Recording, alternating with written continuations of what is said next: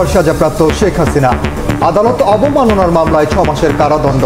227 জনকে হত্যার লাইসেন্স পেয়েছি এমন বক্তব্য বিচার প্রক্রিয়ার জন্য হুমকি। বিচার প্রক্রিয়ার সাথে যারা জড়িত বা জড়িত হতে পারেন তাদের সবাইকে তিনি হত্যা, তাদের বাড়িঘর ধ্বংস করার হুমকি দিয়েছেন। অপরাধ চূড়ান্তভাবে প্রমাণিত হওয়ায় শেখ হাসিনা এবং আসামি শাকিল আকন্দ বুলবুলকে দণ্ডিত করেছেন। আসামি শেখ হাসিনাকে 6 মাসের বিনাশ্রম কারাদণ্ড। সাবেক এমপি সাইফুল সহ আসামি 16 জন, 8 জনের বিরুদ্ধে গ্রেফতারি পরোয়ানা।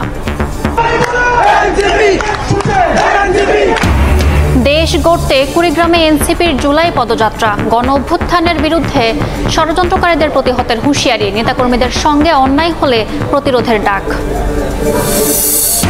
শেখ হাসিনার ষড়যন্ত্রে পা দিয়ে নির্বাচন ভণ্ডুলের চেষ্টায় কিছু দল।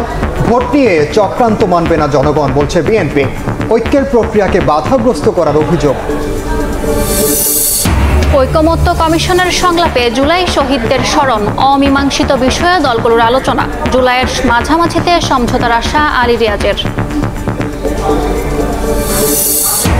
টেন্ডার ছাড়াই 10 গুণ বেশি দামে কেনে ইভিএম। নুরুল হুদা কমিশনের বিরুদ্ধে রাষ্ট্রের 3000 কোটি টাকা ক্ষতির অভিযোগ। দুদকে এইসির 3 কর্মকর্তার জিজ্ঞাসাবাদ। এবং 6 মাসের জন্য নিউমোরিং কন্টেইনার টার্মিনালের দায়িত্ব পাচ্ছে বাংলাদেশ নৌবাহিনী। স্থায়ী অপারেটর নিয়োগের সিদ্ধান্তের ভার চট্টগ্রাম বন্দর কর্তৃপক্ষকে দিল সরকার।